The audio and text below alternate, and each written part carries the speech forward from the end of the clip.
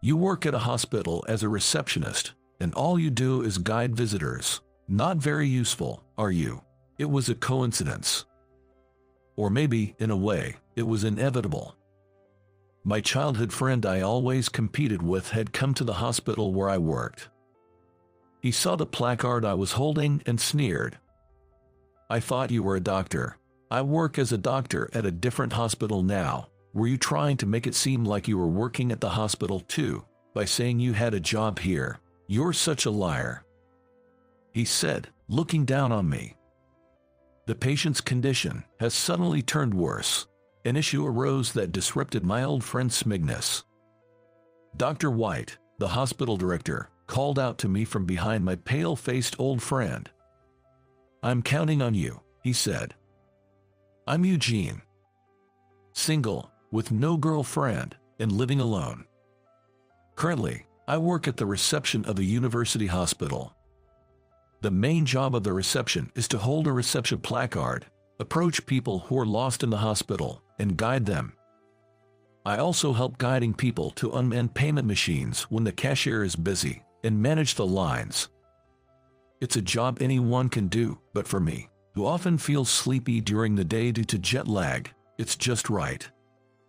Excuse me, where is the place for new patients? Oh, it's right over here. I'll guide you.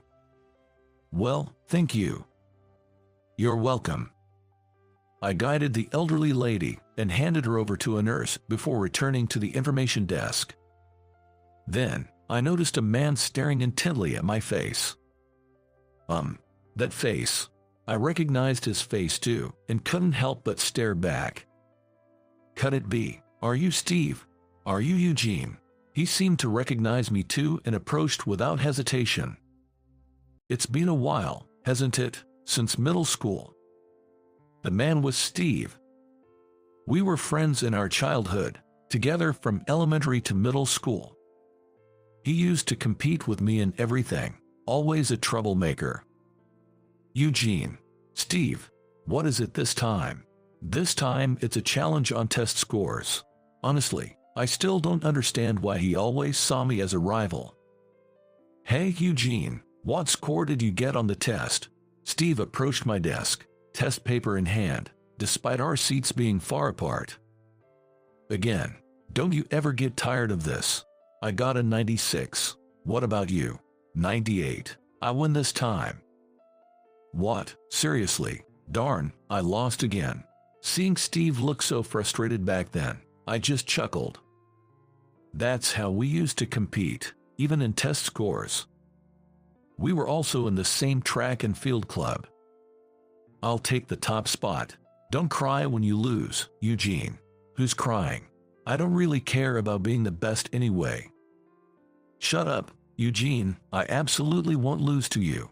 "Well, I'd rather focus on setting personal records than winning." "I'm not losing, no matter what."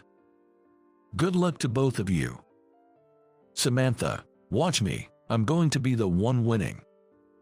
We competed for the top spot in the club. And other times, "I'll swim faster than you in the next swimming class." We swim separately, so you won't even know. "Well, then, let's race based on time."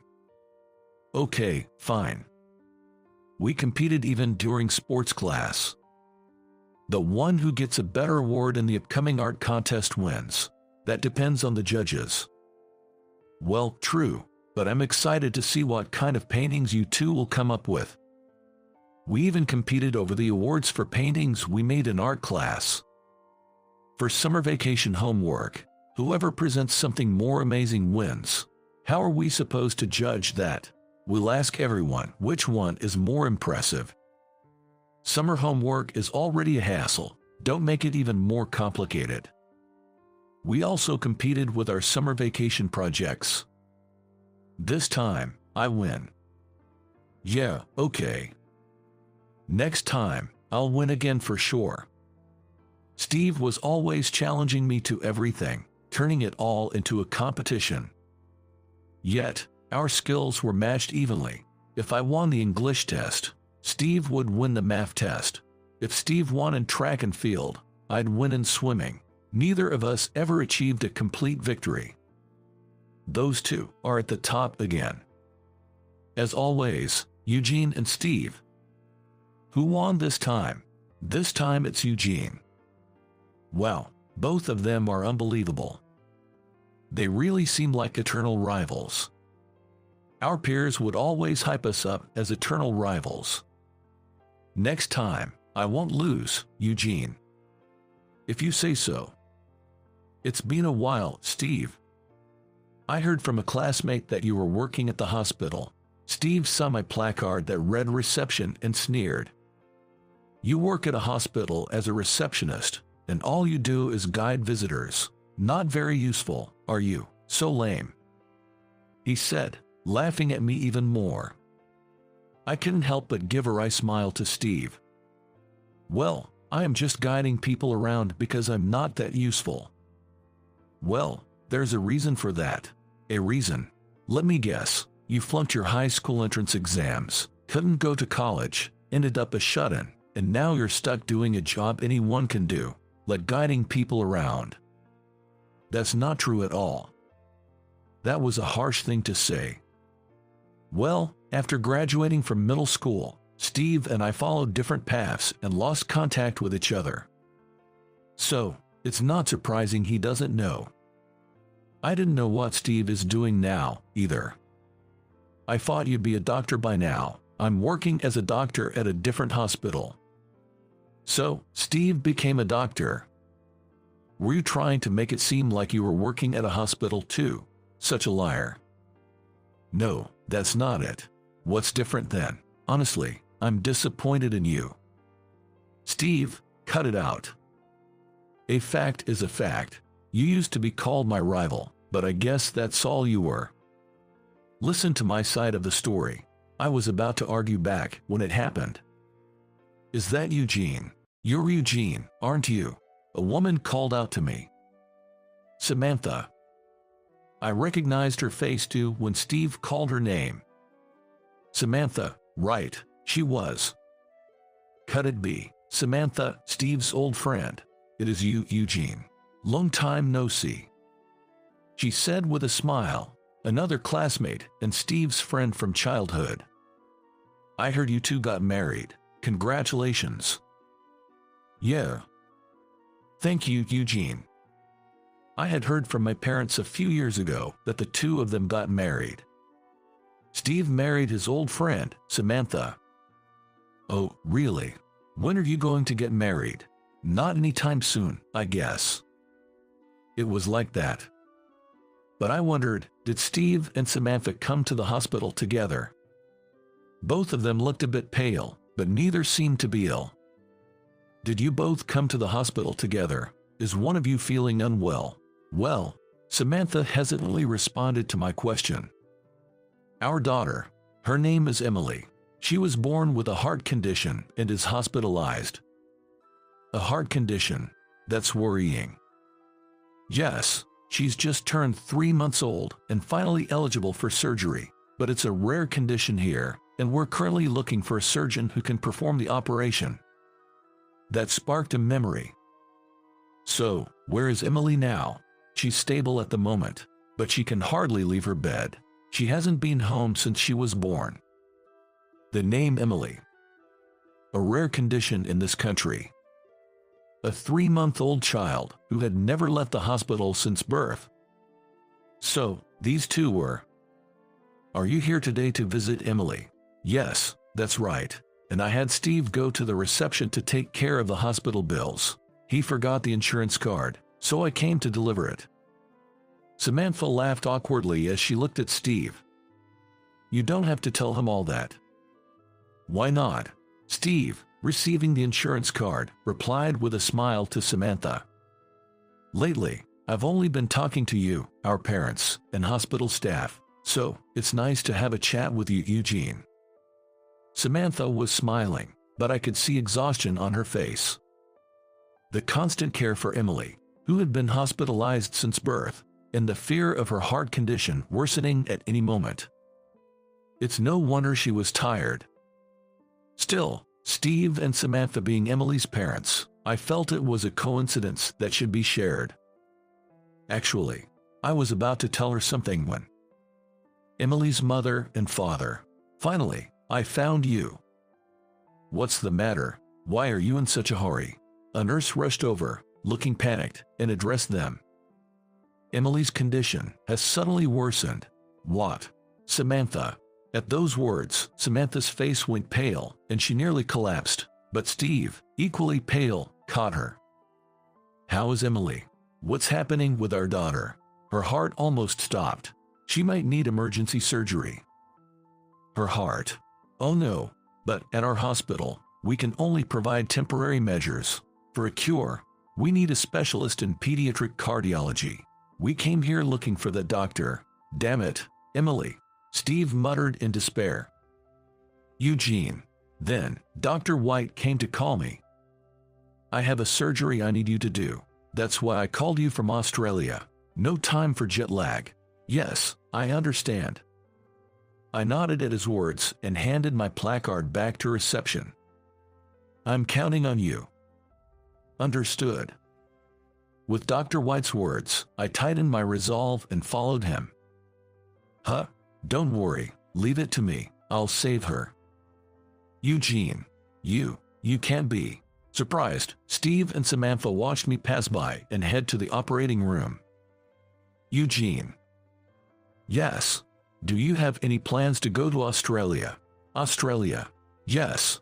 Your skills are too valuable to be confined to the US. How about honing them in Australia? I hadn't mentioned it to them, but after high school, I went to medical school, got my medical license, and then, on Dr. White's recommendation, studied in Australia. As a pediatric cardiac surgeon, I've experienced numerous surgeries in Australia, including treating a premature baby who weighed less than 4.4 pounds. I originally worked as a pediatrician in a university hospital and went abroad to advance my career.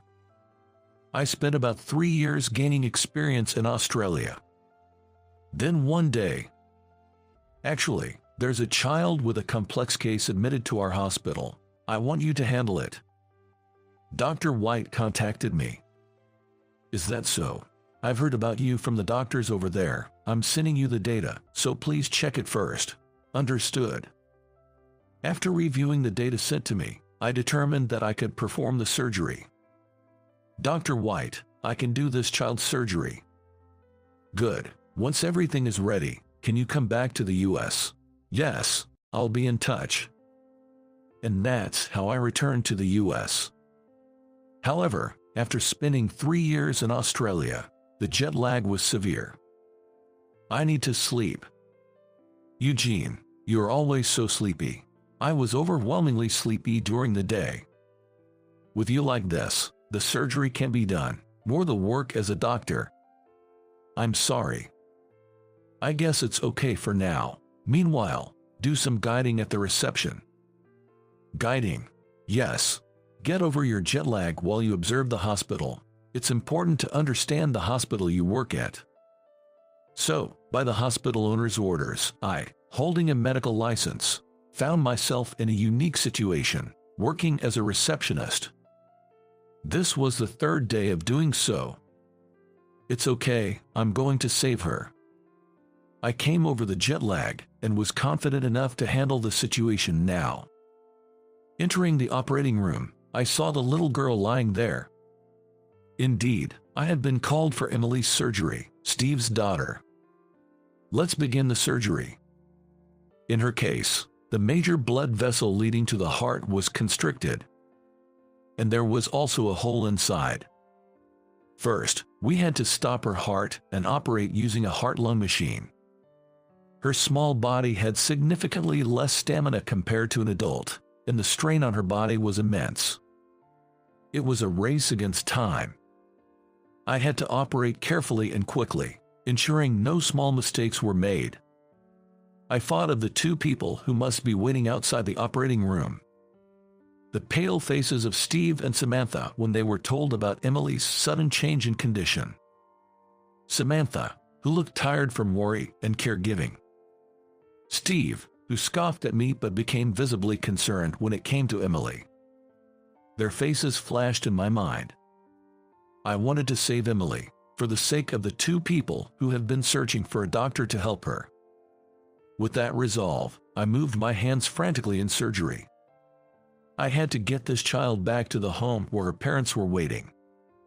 I began to close the small hole in her heart.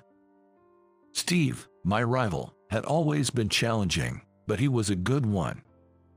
Sure, he had ridiculed me earlier, but the Steve I originally knew wasn't like that. He was talented, serious, and committed to whatever he took on. Eugene, as expected. Yeah, sure. Eugene, I will definitely become a doctor in the future. Then, I'll be a doctor who can save even the smallest child. I wanted to see not his mocking laughter, nor Samantha's forced smile, but their true, heartfelt smiles. Besides, I couldn't afford to lose that challenge. Sutures, complete. After a while, the surgery was finished. It was a success without any major complications. Relieved, I let out a breath of relief, having escaped a critical situation. However, we must still be vigilant and closely monitor her progress for a while. I'm really glad. I headed towards the door of the operating room. Eugene, you really did it. Seeing me exit the operating room, both of them looked surprised. Eugene, how is Emily? How's my daughter's condition? Samantha asked me anxiously. Calm down, the surgery was successfully completed. You can relax. Really? Yes, the hole in her heart is closed. However, it was a major surgery, so we can't be complacent. We'll continue to monitor her closely, but for now, she's okay. My words seemed to finally reassure them. Thank you so much for performing the surgery. Samantha thanked me. Dr. White told us while you were in surgery. Eugene is a skilled doctor I called from Australia. I knew he would save your daughter. Given the circumstances, she should be fine now. That's how Dr. White introduced me, it seemed. I felt a bit embarrassed and gave her a smile. I can say whether I'm skilled or not, but I did my best to treat her. Really, thank you so much, Eugene. Eugene. Steve started to speak. I'm sorry for calling you a liar earlier. Thank you for saving Emily. Steve said, tears streaming down his face. If it weren't for you, Emily wouldn't have been saved. Thank you so much, and I'm sorry for belittling you, saying anyone could do the job and calling you useless. Steve, his words conveyed a deep sense of apology and gratitude. The surgery was successful, but Emily's life continues from here. Children who have had heart surgery need to be careful even with a common cold. The real challenge starts now. I said, patting Steve's shoulder encouragingly. That's where I come in as a parent and an internist. Steve lifted his face and smiled. Samantha was smiling next to him. Seeing their genuine smiles return, I truly felt happy. Right, I'll leave that to you, Steve. Okay. Thank you so much. Eugene. Oh, Dr. White. How's she doing since the surgery? So far, so good. That's good to hear. It was your first surgery since I recruited you, so I was concerned. I heard about it. You introduced me as a skilled doctor. Isn't it true? Well, yes, but it's still embarrassing. No need to be embarrassed. I was confident you could save her. Now, I'm counting on you to keep up the good work. Understood. Emily is still hospitalized, but has become much more energetic. According to Samantha, she can now drink a lot more milk, which she couldn't do before. It was by the time she turned 5 months old. Emily recently rolled over for the first time. That's great. Yeah, Samantha was so happy about it. She said it's a miracle she's gotten this far. It's all thanks to you. It's not just because of me. It was all Emily's effort and the support of you too. Steve spoke happily. For Emily's sake, Steve decided to work as an internist in this hospital. Emily, Daddy's here. You're looking good today. You're here again. Why not? I'm her dad, after all. Doting dad, huh? With a daughter this cute, can't help being one. He's quite the doting father, always rushing to Emily's room during breaks to see her face. And before heading back to work, he never forgets to remind me, please take good care of Emily. I respond, got it, now get back to your work. I need to give more than my all, otherwise, Steve might get mad at me. I chuckled to myself, thinking this. Despite his ways, Steve is an excellent doctor. I often hear good things about his reputation. And so, some time passed after that day. Yeah, this should be fine for now. That means, you can finally go home together. Emily's discharge from the hospital was finally decided. Regular outpatient visits are still necessary for a long time, but going home was a joy for Steve and Samantha. They had been eagerly awaiting the day they could return home together as a family. I've got some news, Eugene. Okay, calm down. Steve's in a good mood, huh? Really? But it's understandable. They've been waiting to go home together for so long. That must be a happy moment. That doctor looks really happy these days. His daughter can go home now, right? That's right. She's been in the hospital for a long time. That must be a relief. Steve's obvious good mood was noticed not just by me but also by the surrounding doctors, nurses, and patients, who looked on warmly. We can finally go back home together. That's great. Yeah. It was a few days after Emily's discharge. Steve asked me out for a meal. I gladly accepted and followed Steve. Not going for drinks. Idiot. How can I drink when Emily is around? That's true. So, we headed to a casual family restaurant. Eugene, really, thank you so much for everything with Emily. I've heard that many times. How's Emily today? Today, she's staying over at Samantha's parents' house. It's close by, but since she's been in the hospital since birth, Samantha's parents were overjoyed to finally meet her. That's great. Thanks to you, Eugene. Our family can smile again. I can't thank you enough. I'm happy too. I truly felt that way from the bottom of my heart. Seeing their smiles, I smiled too. This was the perfect opportunity. I decided to ask about that matter. You know, there's something I've always been curious about. What's that? Why have you always competed with me since we were kids? Everything was a contest. That's, well, Steve hesitated to speak. Back in first grade, Samantha said you were smart and cool, and I couldn't stand it. What? Since then, I've had a crush on Samantha. Every time she praised you, it made me mad, and I kept challenging you to contests. Seriously? Yeah, but even though I thought I could beat you easily, you were too good. I could never really defeat you. It became a matter of pride, and I kept it up until we went to different high schools. I was honestly taken aback. All this time, his challenges were driven by childhood jealousy. So, I'm the bad guy in this story. Well, Samantha always talked about how cool you were.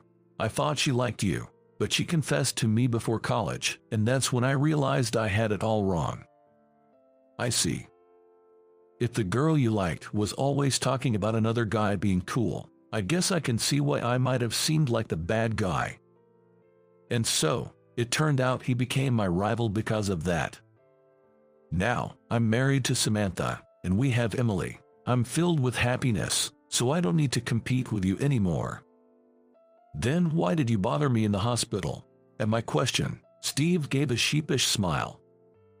At that time, I was frustrated because Emily's illness seemed intreatable, and no doctor or method could be found. On top of that, seeing you, who had always been excellent, and my competitor, doing a job that anyone could do was unbelievable. I always thought you would definitely become a great doctor. So, that's why you were so prickly. Yeah, I kept thinking, why is a guy like you only doing such a mediocre job here? I've always considered you incredible. And at that time, there I was, not a doctor, but doing a job anyone could do, a guide. Steve's frustration from worrying about Emily's illness. His irritation at his once rival's perceived downfall.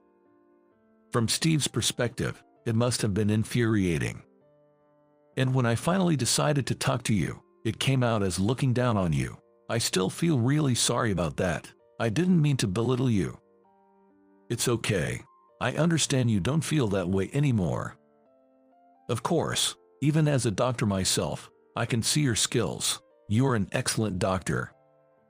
Apparently, I was just caught up in their love story for all these years. As a result, I kept being close to Steve. It left me with an indescribable feeling. Well, maybe that was the reason we were able to become close again after bumping into each other. As I was saying, Emily is just so adorable. I can't help it. I see. When she sees my face, she smiles brightly, and Samantha smiles too. My wife and daughter are just so cute. I'm really happy now. Steve's bragging about his happy family life. With no marriage plans or partner of my own, I can't help but feel a bit defeated. Honestly, I feel like drinking to forget. But we're in a family restaurant. Guess I'll have to settle for another Coke. Leaving Steve, radiating with happiness, I head to the self-serve to get my refill. I wonder if I'll find someone special too. Time passed, and Emily turned 3. Eugene. Hey Emily, how have you been? I'm doing great. That's good to hear. She's so energetic, it's almost a problem. Turn your back for a second and she's off somewhere. Typical kid things.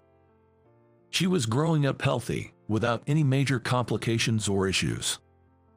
Seeing her made me glad to be a doctor.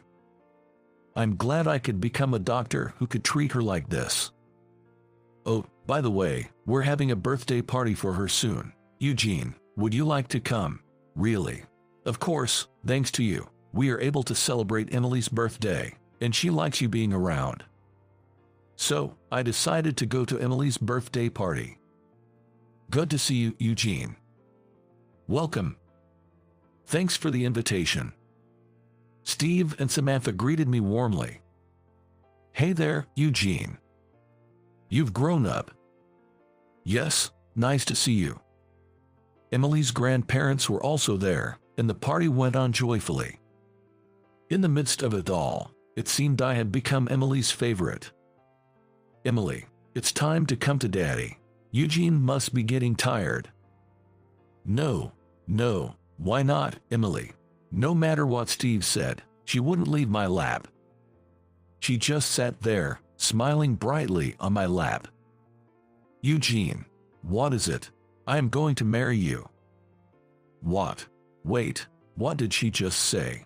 A bombshell statement. And it came with a kiss on the cheek.